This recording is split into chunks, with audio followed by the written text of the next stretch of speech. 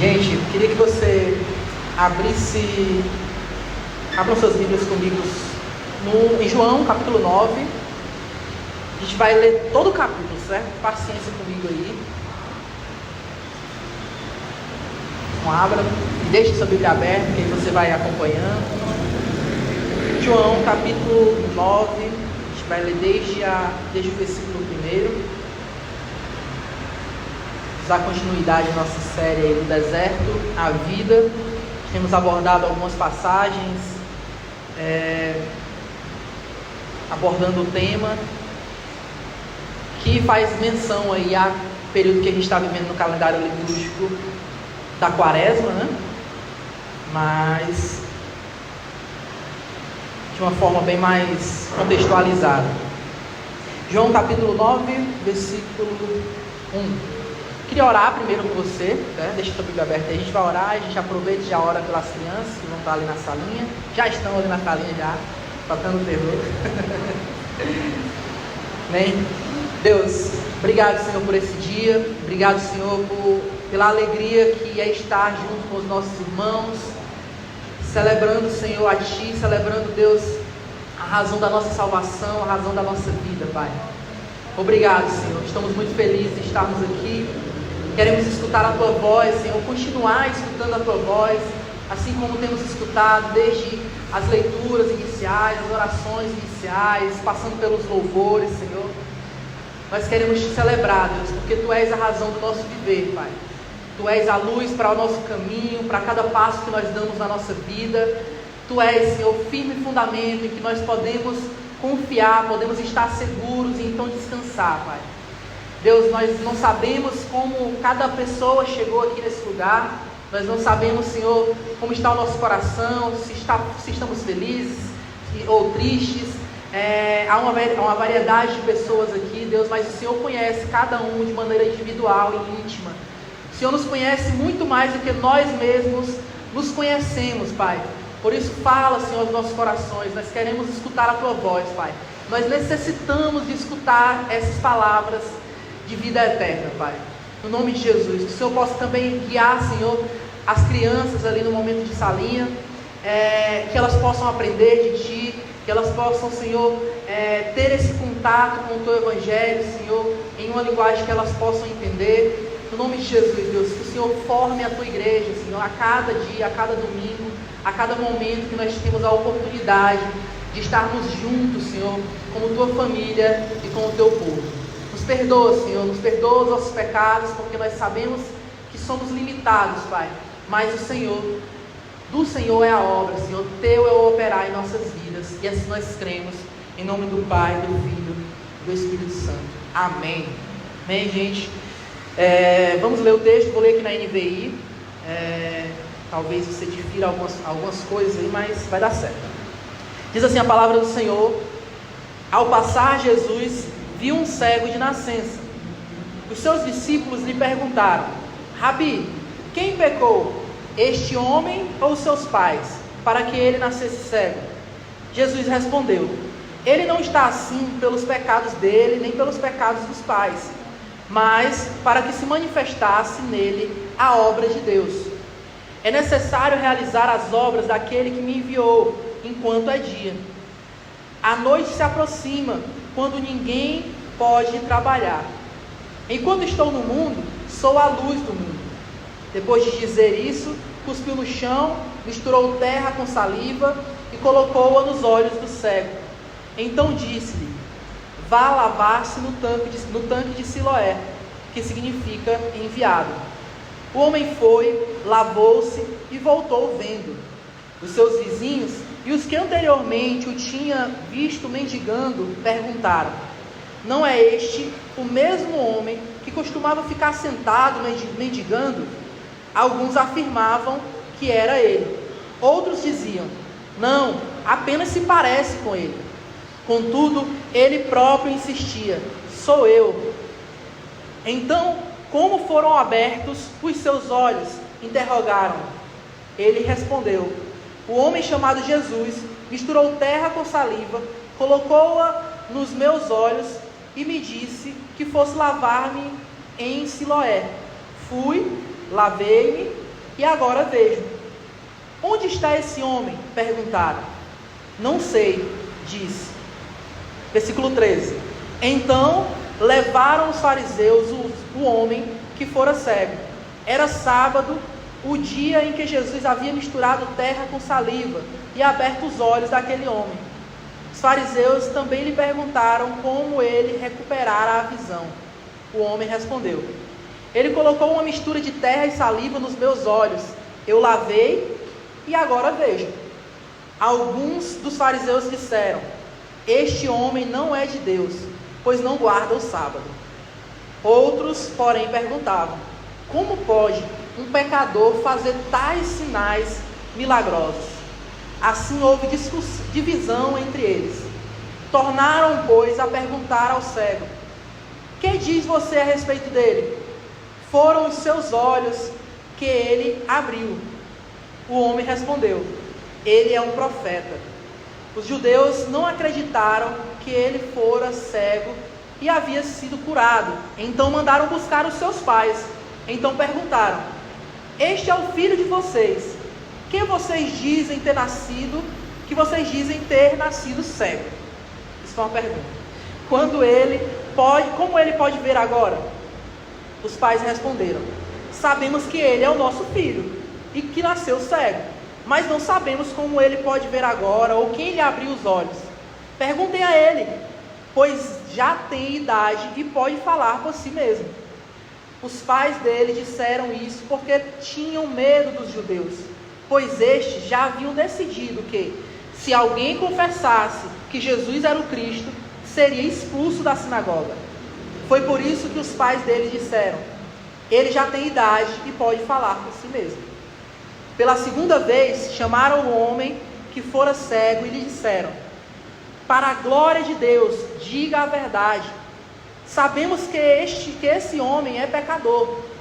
Ele respondeu: não sei se ele é pecador ou não. Uma coisa sei: eu era cego e agora vejo. Então lhe perguntaram: o que ele fez a você? Como abriu os seus olhos? Ele respondeu: eu já disse, e vocês não me deram ouvidos. Por que querem ouvir outra vez? Acaso também querem ser discípulos dele? Então eles o insultaram e disseram: discípulo dele é você. Nós somos discípulos de Moisés. Sabemos que Deus falou a Moisés, mas quanto a esse, nem sabemos de onde vem. O homem respondeu: ora, isso é surpreendente. Vocês não sabem de onde ele vem, contudo ele abriu meus olhos. Sabemos que Deus não ouve pecadores, mas a quem o teme e pratica a sua vontade. Ninguém jamais ouviu que os olhos de um cego de nascença tivessem sido abertos. Se esse homem não fosse de Deus, não poderia fazer coisa alguma.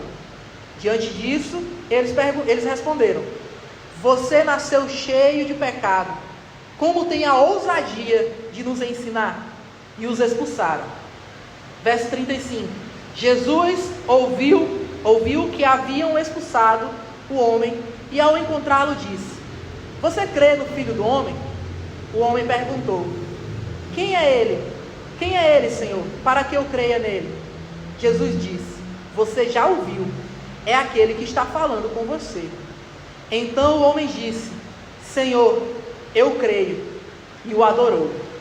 Jesus disse: eu vim a este mundo para julgamento, a fim de que os cegos vejam e os que veem se tornem cegos.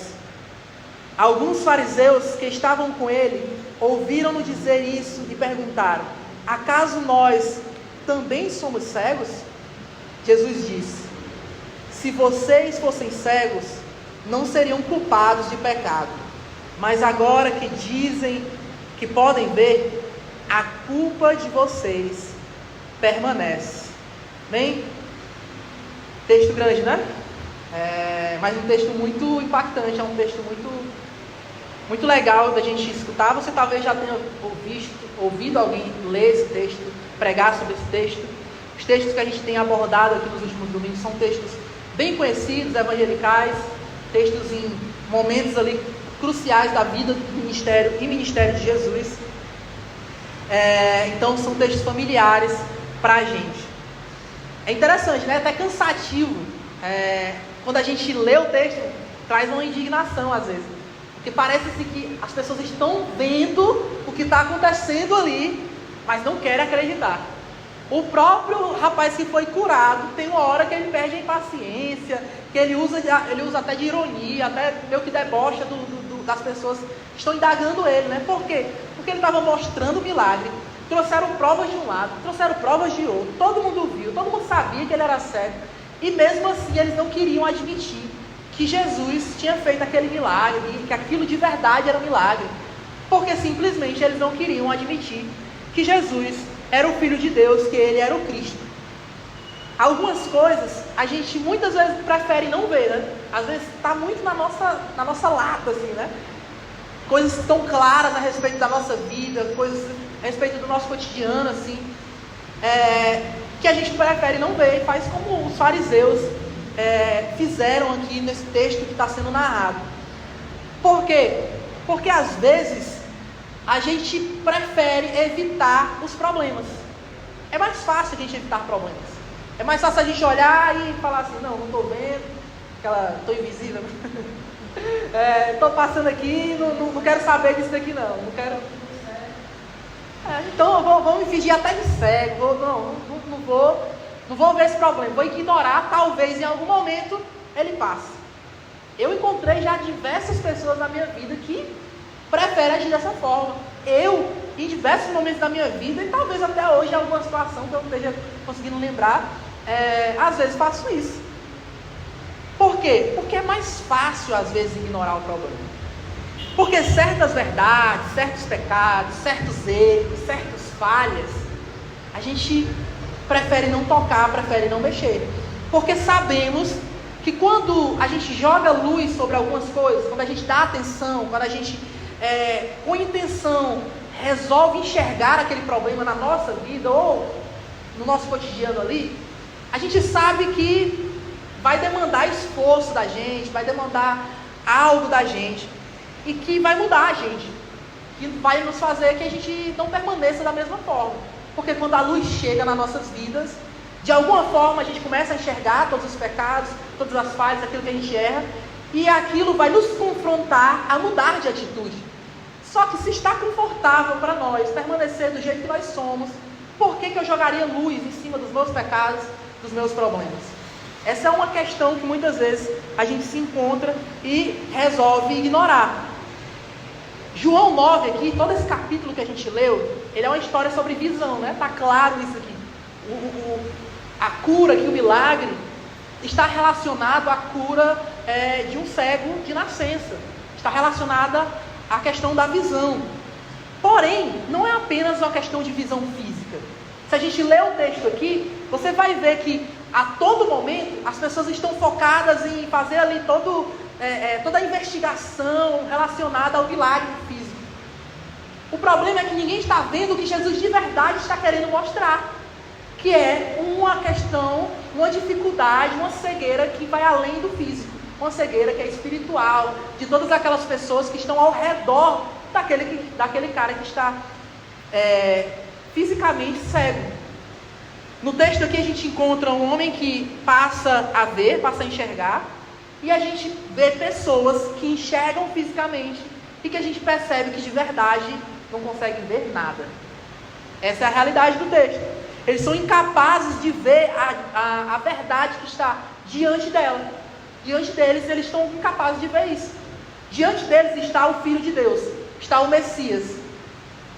Diante deles está a verdade, está a vida, está a luz que eles precisam, a salvação da vida deles.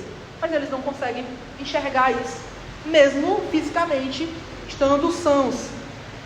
O texto aqui revela para a gente algo profundo relacionado à nossa condição humana. Às vezes está tudo bem a nossa visão, mas por não querer que a luz seja jogada nas nossas vidas, por não querer enxergar de verdade, a gente pensa que está tudo bem, a gente está saudável, né, fisicamente, enquanto espiritualmente a gente pode estar de qualquer forma. A gente pode estar enxergando mas a gente pode não conseguir ver de verdade. Então, quando a gente lê o texto aqui, a gente precisa conseguir enxergar essa pergunta. Quando essa luz de Cristo nos encontra, é jogada sobre as nossas vidas, o que é que nós preferimos, o que é que nós temos preferido manter escondido? O que é que nós temos, qual é a intenção da gente quando nós conseguimos finalmente enxergar o nosso pecado? É falar assim, não é tão pecado assim não é tão grande assim não tem coisas mais importantes que eu preciso lidar na minha vida. Enquanto Jesus está mostrando o nosso pecado, para onde é que a gente está olhando? A gente está olhando para o sábado que não está sendo guardado, como os fariseus estavam olhando aqui. Não, é porque ele fez uma mistura ali de saliva, não podia fazer isso no sábado. Mas Jesus foi lá e fez. Ao invés de enxergar que Jesus estava salvando alguém, eles não conseguiam enxergar isso. O que é que nós fazemos diante dessa luz que nos encontra no decorrer da nossa caminhada? No meio do nosso deserto, como é que nós temos feito quando Jesus é a luz para o nosso caminho? O que é que nós temos feito?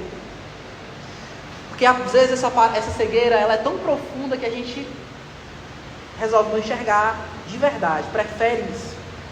Os discípulos aqui, eles começam a história fazendo uma pergunta bem comum para eles.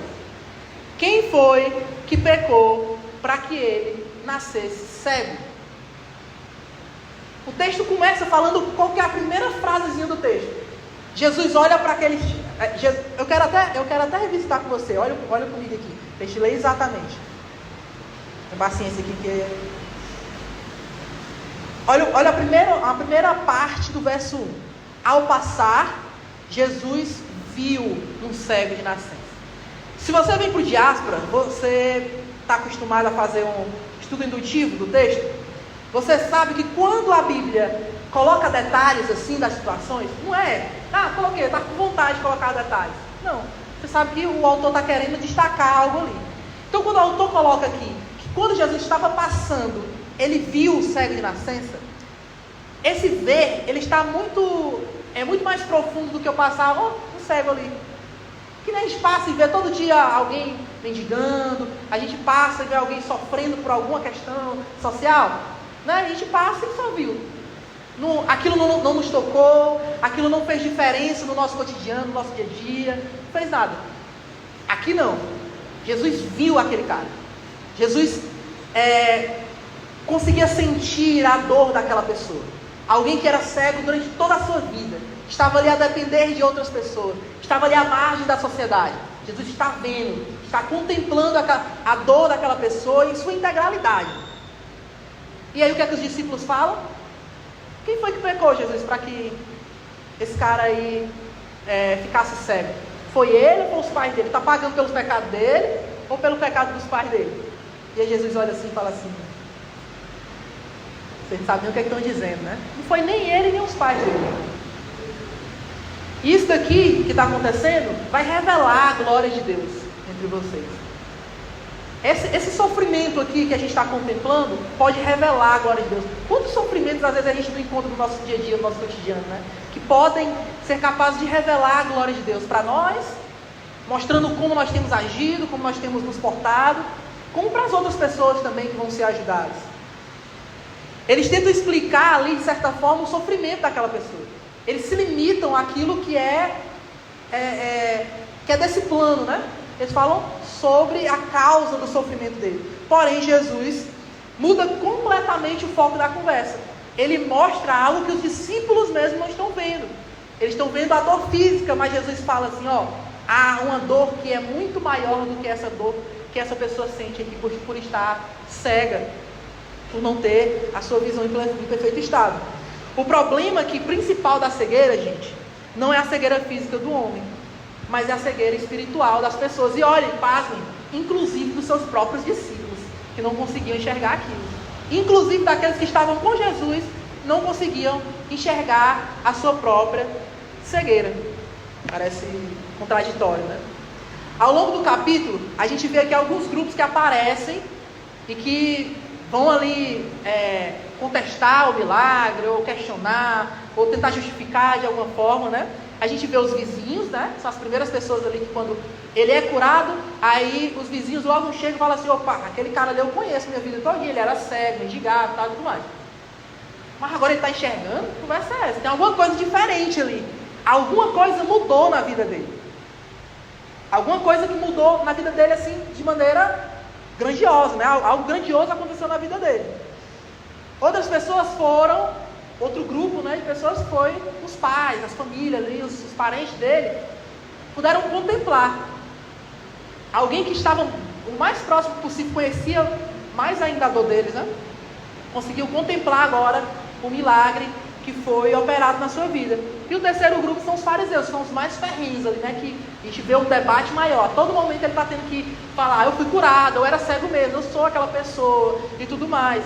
Então, ao longo do capítulo aqui, aparecem mais ou menos esses três grupos.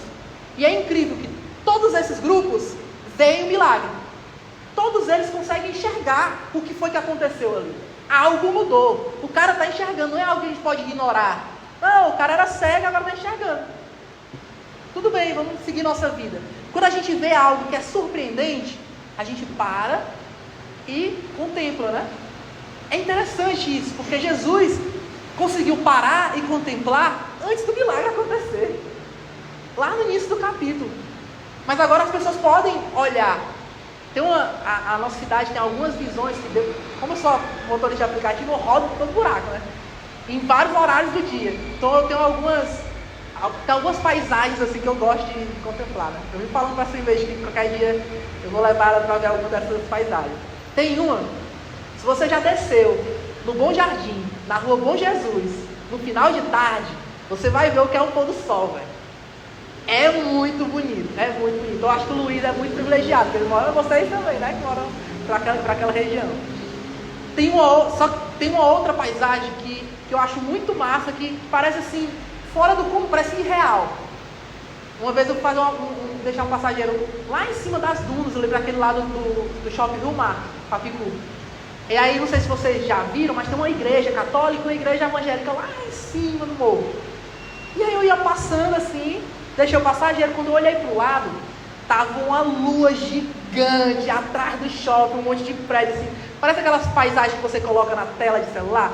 E eu parei, eu já tinha aceitado outra corrida, mas eu parei e fiquei assim, ó. Caramba, que negócio bonito, velho. Parece coisa de maconheiro, não tava sóbrio, já, gente, não usei essas coisas não.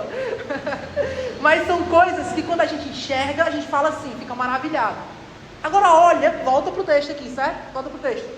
Olha o que aquelas pessoas estavam enxergando. Alguém que era cego, não era uma paisagem, não. Era alguém que estava próximo deles. Eles não podiam fazer muita coisa, eles eram limitados. Mesmo que quisessem, eles eram limitados a respeito do que poderiam fazer com aquele cego. Agora vem alguém, transforma, dá um cavalo de pau na vida desse cara, e eles olham para essa pessoa e falam o quê? Não pode ser. Eu não acredito. Não era cego, não foi Jesus que curou, o negócio não é bem assim e tudo mais. Então, olha o que eles estão enxergando. Eles conseguem ver o milagre, mas não conseguem reconhecer o que significa. Eles veem a superfície, mas não vê isso com profundidade, não vê a obra de Jesus com profundidade. Os líderes religiosos aqui eram os que mais deveriam conseguir discernir aquilo, né? Imagina, os pastores, os teólogos, os estudiosos aí da nossa época, olhar o milagre de Jesus fazendo, olhar e falar assim, eu acho que não é bem assim não é assim que está funcionando não, eu acho que teve um truquezinho aqui, não, ele não era cego e tal. Imagina, as pessoas que eram mais capazes de discernir isso, não conseguem perceber a obra de Deus. Por quê? Porque o coração está já obstinado, resistindo à luz de Deus. Eles já aprenderam, todos os dias eles resistem à luz do Senhor. E não é vendo um milagre que eles vão mudar a sua concepção. A religião, quando ela se torna essa proteção para o nosso orgulho, é um perigo, porque ela pode transformar a nossa visão em cegueira.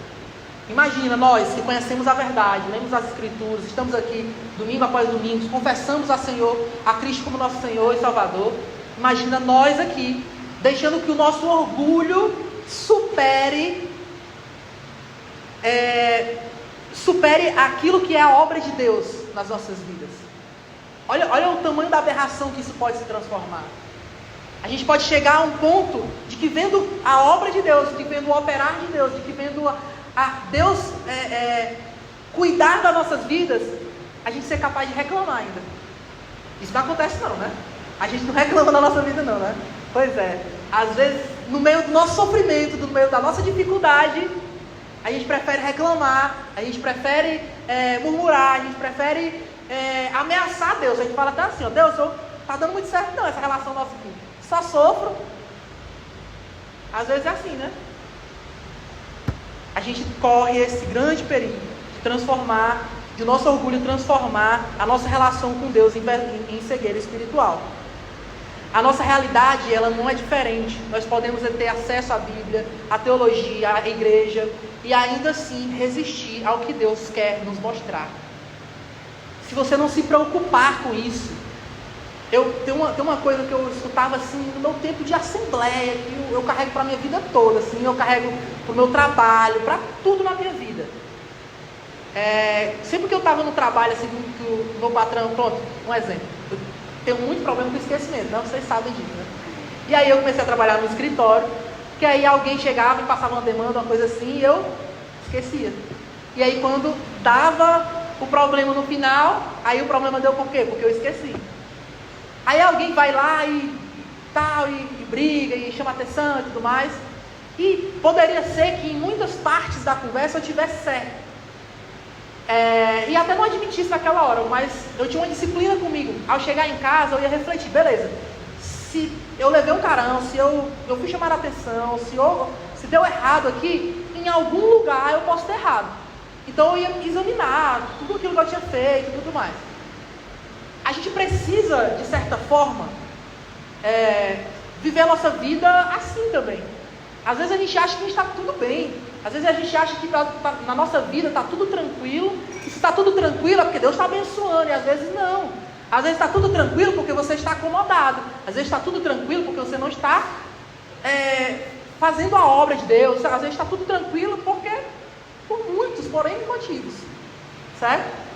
E às vezes pode estar tudo bem quando você está sofrendo, quando você está passando por dificuldades. Porque a relação nossa com Deus e a nossa relação com os nossos irmãos não é traduzida através do estou bem e estou mal. Não.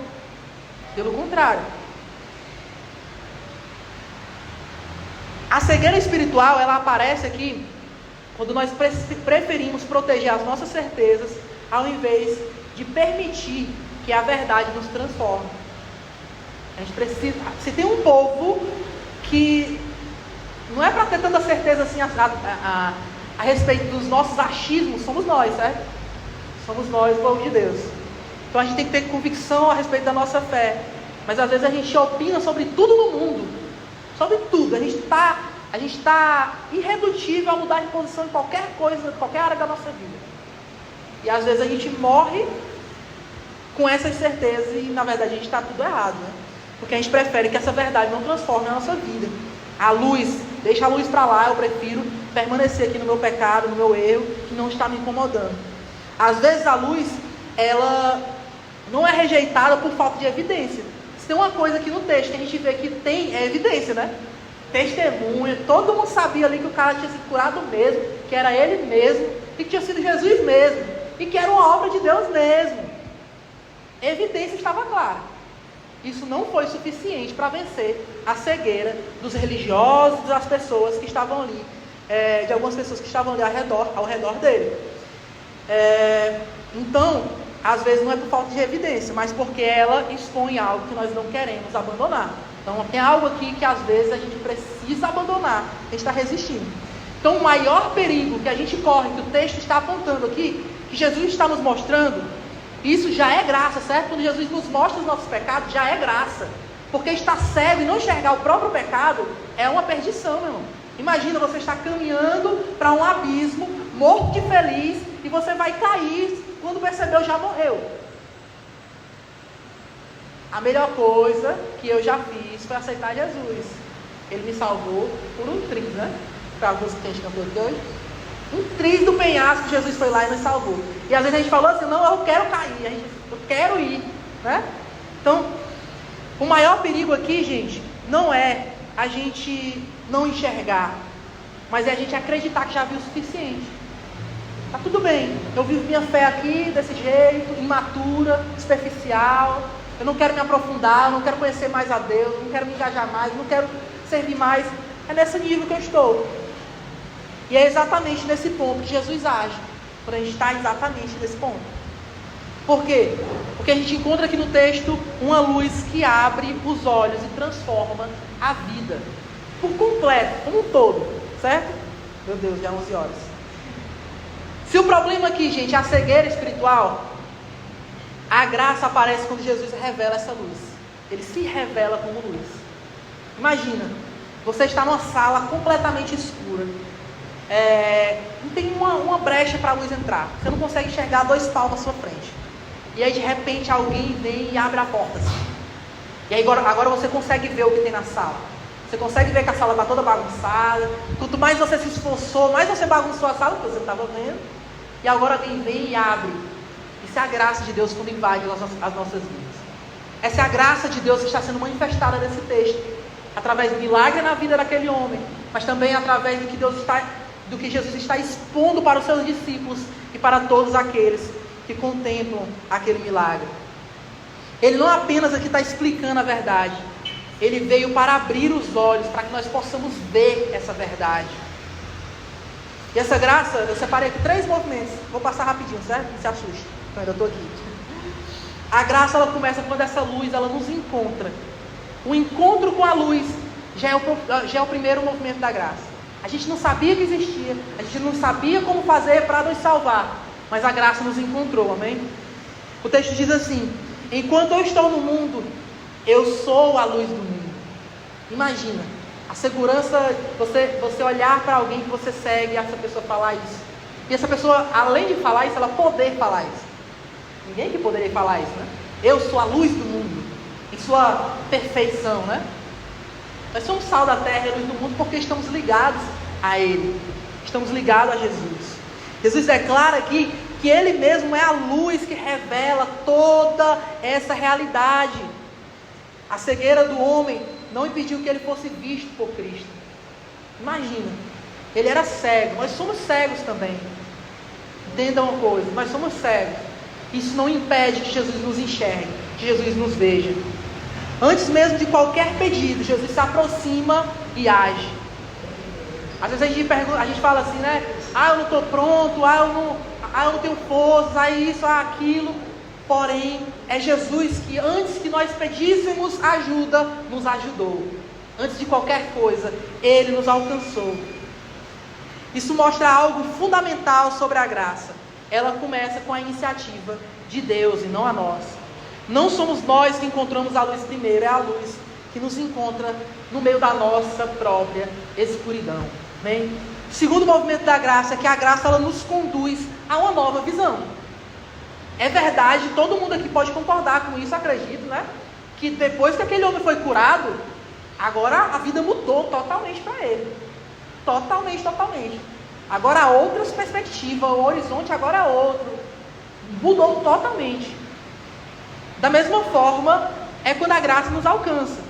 Olha a declaração que aquele homem fez. Uma coisa eu sei. Depois de ser questionado, né? Aí ele fala assim, uma coisa eu sei. Eu era cego e agora eu vejo. Eu era cego, agora eu consigo enxergar. Agora eu posso. Imagina, algo mudou na vida dele, agora ele tem uma nova visão. O testemunho do homem curado é simples, mas é profundo. Ele não domina aqui todos os detalhes, né? Às vezes a gente fala assim, eu não sei falar, eu não sei evangelizar, eu não sei falar da minha fé, não sei falar de Jesus. Esse cara também não sabia. Olha a declaração dele. Os caras estavam assim, não, mas é porque no sábado não pode trabalhar, e Jesus aqui está trabalhando, ele é um pecador, tá quebrando aí a lei, não pode isso. Olha, tu na verdade não era cego, não, mas como foi isso, como foi aquilo? Ele fala assim, peraí, é muita informação para minha cabeça. Eu acabei de encontrar Jesus. Imagina, acabei de encontrar Jesus. Eu não sei de muita coisa, ele ainda está amadurecendo a fé dele. Você enxerga, você percebe que depois ele vai encontrar Jesus de novo. E aí então ele confessa Cristo como seu Salvador. Mas ele já foi alcançado pela graça antes mesmo dele confessar. E nesse momento ele só sabe de uma coisa: eu era cego, a minha vida estava acabada, não tinha perspectiva de vida, e agora eu tenho. Vocês conseguem enxergar isso? Para além de qualquer detalhe teológico, qualquer brigazinha, qualquer diferença de tradições, eu era cego e agora eu vejo.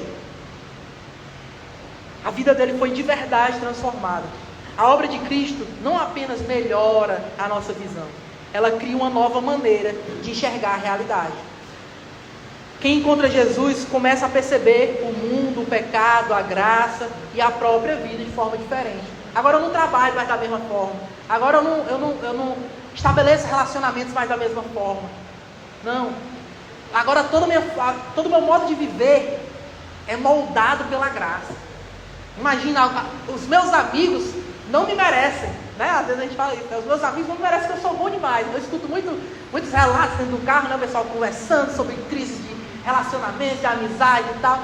E é o que muitas pessoas fazem, falam assim: não, é porque eu não quero mais conversa, porque ela fez isso e aquilo. Como se nós também não fizéssemos coisas parecidas, ou como se nós não tivéssemos ofendido a única pessoa que não merecia ser ofendida, Deus. Então, agora a gente entende tudo isso. Agora a gente vê que pela graça, não é mais pelo que a outra pessoa merece, mas porque eu recebi de graça, e por isso de graça eu entrego. Então, eu tenho uma nova visão a respeito do mundo. E o terceiro movimento da graça, gente, que é: a graça nos conduz ao reconhecimento de Cristo. A gente não fica solto também aí. Aquele que foi alcançado pela graça, Deus une essa pessoa à sua comunidade, Deus une ao seu povo, né? A igreja invisível, a igreja universal, a igreja católica, né? Não a igreja católica romana, mas a igreja católica, que significa universal, reunida em todos os tempos, em todas as épocas, entre vivos e mortos. Nós somos reunidos. A cura física aqui não é o ponto final da história. Jesus retorna para conduzir o homem à fé. A luz não serve apenas para melhorar circunstâncias, mas para revelar quem Cristo é. O homem que começou o capítulo cego, termina adorando. Olha essa mudança completamente em um capítulo narrado aqui, né? A graça sempre conduz a esse ponto, a revelação de Cristo e a resposta da fé. A pergunta para ele foi: você crê no Filho do Homem? E ele fala assim: quem é? Se é o Senhor que está falando, quem é para que eu creia? Então Jesus se revela em sua totalidade para ele: eu sou, é esse que está falando para você. E aí, diante disso, ele confessa, ele declara: ele não só me salvou, lá no começo do capítulo, mas ele também agora é meu Senhor, ele governa a minha vida. Agora tudo que eu faço, como eu vivo, a forma com que eu anseio as coisas, está sempre a refletir esse Deus que governa a minha vida. No final da história aqui, a situação se inverte totalmente, né? O homem que não via passa a enxergar, e os que afirmavam ver revelam que eles mesmos estavam cegos o tempo todo. A graça abre os olhos para a verdade e conduz o coração à adoração. A gente estava falando agora no Universal aqui. A gente não quer cultivar uma comunidade que a gente é obrigado a estar aqui. A gente é obrigado a fazer uma coisa. A gente é obrigado a servir em tal coisa. A gente é obrigado a tal coisa. Às vezes a gente não vai ter muita vontade. Às vezes a gente não vai se sentir capaz. Mas é o Evangelho que nos reúne. É a graça que nos chamou. É a graça que nos alcançou. E por isso nós fazemos. É um movimento natural das ondas. Sabe, uma onda que vem, invade a nossa vida. Há uma resposta, né? Uma resposta natural de quem foi alcançado por essa graça. Amém? Por isso, se Cristo abrir os nossos olhos, então a nossa vida precisa passar a refletir essa nova visão. Então, eu só vou citar aqui as aplicações. Eu sempre me perco aqui no tempo e aí chega no final não tem mais tempo para desenrolar as aplicações. 3 aplicações para as nossas vidas. Permita que essa luz examine a sua vida. Peça a Deus que revele as áreas onde você ainda resiste à verdade. Quando você chegar em casa, faça isso. Como igreja, nós precisamos cultivar essa humildade diante da palavra. A palavra é inerrante. A palavra é nossa autoridade, é inspirada por Deus. Nós somos pecadores, nós precisamos mudar todos os dias. Testemunhe o que Cristo fez. Compartilhe com os outros o Cristo que transformou a sua vida. Como Ele transformou a sua vida. Às vezes, a gente quer enfeitar muito. Jesus fazia o quê? Contava histórias. Conte a sua história. E se você de verdade foi encontrado por Jesus, essa história vai impactar outras pessoas. Apenas conte a sua história. Apenas abra a sua boca. Porque nós somos chamados para falar, para pregar e não para convencer ninguém. Terceira coisa, caminhe na luz. Viva de maneira coerente com a nova visão que Cristo trouxe. Amém? Porque é isso que vai fazer muita diferença onde quer que a gente chegue. A nossa coerência. Nós somos alcançados pela graça. Então vivamos por essa graça e apenas por ela. Amém?